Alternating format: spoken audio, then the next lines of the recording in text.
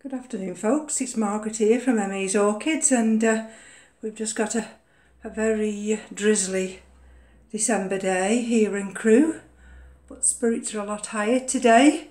I'll take you through in a minute. We've put the Christmas decorations up. Well, we haven't got many in the dining room, but I'll just pan round. As you see, there's not really many in the dining room. We have our favourite throw-over from Disney, and this year, instead of it embracing the back of the settee, we've used it as a table runner. And I'll just take you into the living room now. I think Keith's cleared out of the way because he knows I'm filming. Well, here we are in the living room, and we've not put huge amount of decorations up this year, but we've made a bit of an effort, and I'll just pan you over to this nice new clock we've had. That was an anniversary present from sister and brother-in-law, and when it gets to the hour it plays music. The only thing is, it's rather loud, and we usually have to mute the television, but it was a very grateful gift. And let's take you over to the top of the fireplace. That's one of our new acquisitions there, and there we go.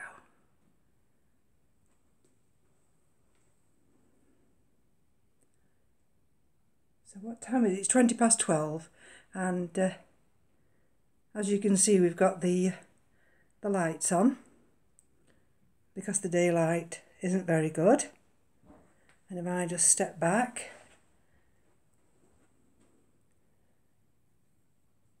that's the fireplace. And let's pan round and go over to the windowsill. Don't think you'll see very much here. There's no orchids in the windowsill at the moment. We've moved everything up into the orchid room. And let's just go through the doorway to the hall. And let's just put this light on here. Not that it'll make much difference, but I've tidied up the cymbidiums. I've taken off some of the brown and unsightly leaves. And as I say, yesterday they went outside and got a drenching. So I'll just take you, before I forget, I'll do this one, although this one stays here, the gingerbread house. It stays in this little box here all winter. And I don't usually pan up to this one, but I thought I'd just show you this at this present time. And now I'm going to take you up into the orchid room. So I'm in the grow room now, and this is the Sologeny, the Australian species Sologeny. I've got no name, so I don't know what kind it is. Now, this didn't fare badly, but it didn't fare goodly. Which is a stupid word to use, goodly, because I don't know whether there is such a word as goodly. But when I got back from my holidays, you can see this pseudobulb had rotted off, and but the rest of it was all right. But since then, I've noticed that these two leaves, especially this one, are now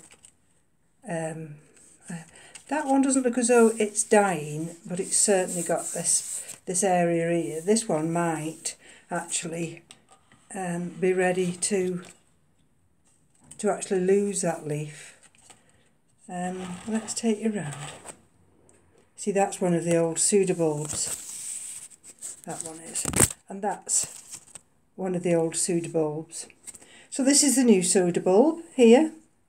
And there's not a blemish on those leaves. So, and it has got new roots there. So I've just watered it now, and it's still in this little plastic container. It does sit on that little tray there. So I'll let it take some water up. And see, when I first had it only had these few little pseudobulbs here, this and this. But I've lost one or two new shoots. I don't know what to do with them, but some of them just, you see there, I must get water in them somehow and they don't survive. But anyway, that looks all right. It's seems to be a very slow grower. But so what I'm doing today is I'm generally just checking each one that I feel needs just checking over. Now this big plant here is the Oncidium Powii, and that came from M.E.s Orchids in July 16. Now I don't like Oncidiums. I think they have some fantastic blooms, but as a plant I find them quite uninspiring, and this one hasn't really done an awful lot. The pseudobulbs are fine. It's got good roots, and as I say, this is another one that's having a good drink today. I don't know what it is about Oncidiums. I think they're the kind of plant that you either love or you don't particularly like at all. And if you notice in my collection, I don't have any Oncidiums. This is the only one I've got, and really I've no intention of getting any more. I think this came actually at one point as just, what do they call them, from it's just a cut off, and they just send it, it's dry rooted. Anyway, I'll persevere with it. It is a good time of the year for people living in England to generally just check their orchids to see whether or not they're doing okay. There's not really a lot can happen in the winter because it's not the growing season, but you know, life ticks away and you do get some surprises. Now, looking at this little burnt end here, that could be because whilst on holiday it maybe dried a little bit too much.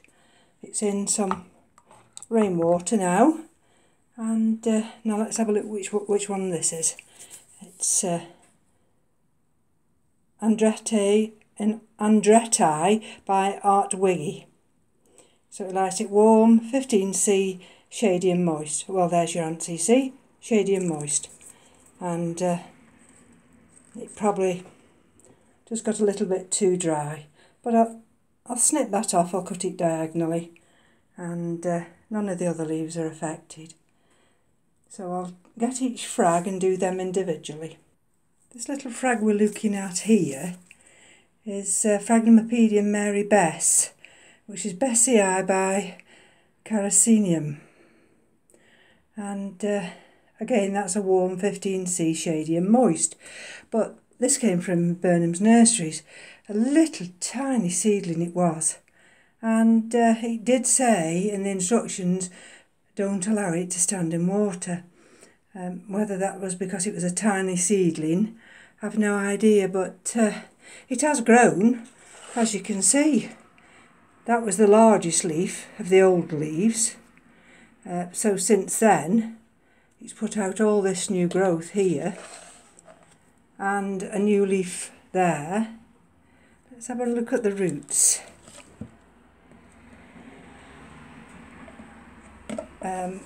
Just turn around. There they are. They've all gone down, and and they're all clambering around the bottom of the pot. You can see them there now. And let's just put these little bits of bark back in here. Now, I just keep this one with a little bit of moisture at the bottom. Oh dear, that was a waste of time.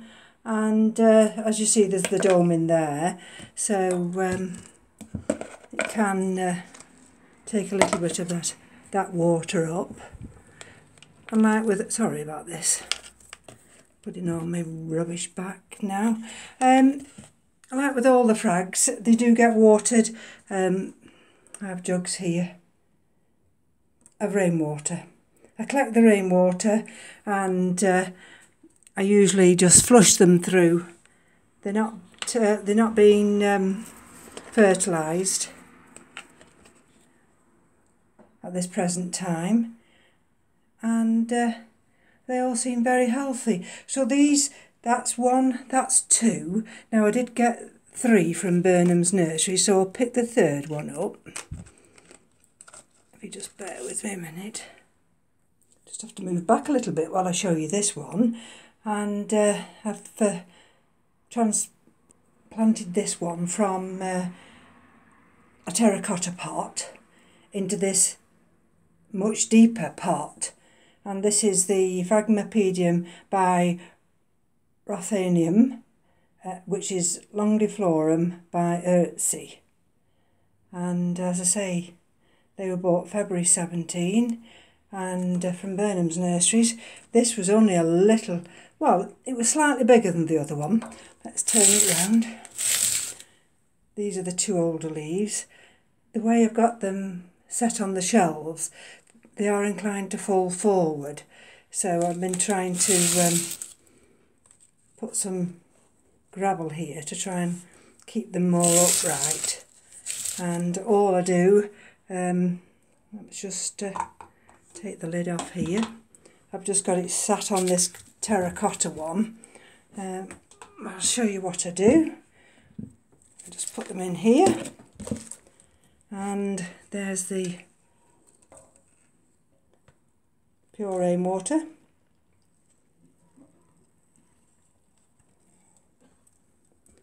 And let's turn around. As you can see, the rainwater's there, and I shall just carry on. There we go.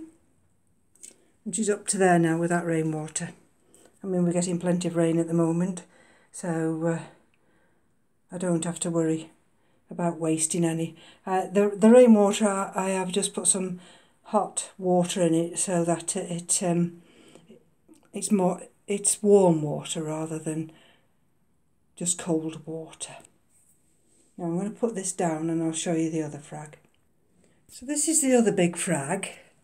You can see she's got a leaf here which is dried, probably those few days before I got back from holiday has done that. And it's got a new leaf there. And is doing absolutely fine. So again, the same, I'll do the same again. Put that back there. The other one's up there now, just sitting in that water. And I've got the other jug now.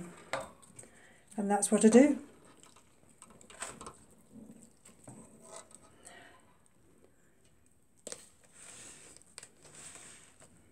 I don't do it every day, but I'll do it at least 2 or 3 times a week.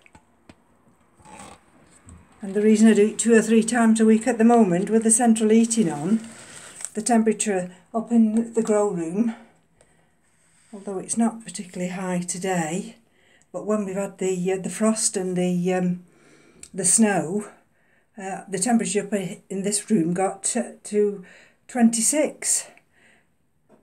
So I've had to keep them more hydrated. Now let me just get up now. I'll put this one over here. Let's just move that one back a little bit. these are getting quite large and I will have to find, you know, a new position for them. But I'll do that in the spring. Let's just manoeuvre under there. She just sits under there, see? And that's the windowsill there. So they are getting light, but probably not quite enough light. And I was watching, now where was I? Oh, I was watching 3 videos last night that Michael had put up regarding pH and TDS, and I did find his explanations very useful. It's not that I don't do it anymore. I still do it, and I've still got my book, and I put the dates in, but I still don't understand it. So, but actually watching Michael's explanation, it did really make sense to me. So after next Friday, when we break up from work and we don't go back till the 2nd of January, I'm going to see whether or not my New Year's resolution is to see whether or not I can actually fully understand the technicalities of the TDS and the pH meter readings. So you'll have to all wish me luck. Now, what are we looking at now? Now this looks a bit moth-eaten, doesn't it? And this is because, now this is a Paphs. Now let's have a look around here and here. So that's that doesn't look good, does it? But this year, this one gave me out, I think it's 3, this one. Oh dear. This one. Or is it this one? Anyhow, because I'm on the floor with one knee with this little table. I was really chuffed, and at first I thought they were going to come out as flower inflorescences, but of course they didn't. Anyway, not to bother. You know, we'll accept what we get if they're just new leaves. And this has got a nice deep plastic vase, and it sits in that outer vase there. And let me just show you what this one is. Oops. This is Paphs. Now can you see? Bella? I've no idea. Anyway, I hope you can read that. So this is, I don't know whether this is a species or whether it's a hybrid, a primary hybrid. Maybe it's a primary hybrid. Anyway, so she sits in this, she does sit in water, not deep water though. And let's put her there. And she just sits actually on the shelf higher than the phrags.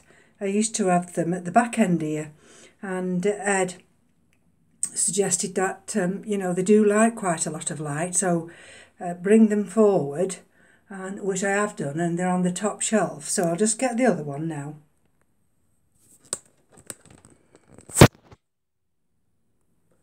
Now this is the other one. This is, bear with me a minute, Paphs dianthem. And it's a little species one. And if you remember this one, had very bad leaves. I think I got water in them. And that leaf there is ready to be pulled away or cut away, which I will do when I finish this video. And let's have a look. She's only in this little pot. Trouble is when you tip the pots up, there. So she's got good roots, and there we go. Tip the pots up, and the bark goes flying, and then I have to then, excuse me, bending down. There we go. Try and find them. So those are the Paphs and the phrags that I've checked today, and What else have I checked today? Well, I've gone through one or two of them, but I thought this is a short video that's turned out to be a long video again, and I try and not do them too long, so I'll close now, and I'll do some more on Wednesday. So enjoy the rest of your Sunday, and thanks for joining me. And to all my new subscribers, thank you very much. And of course, if I deserve a thumbs up, please give me a thumbs up. Take care. Bye.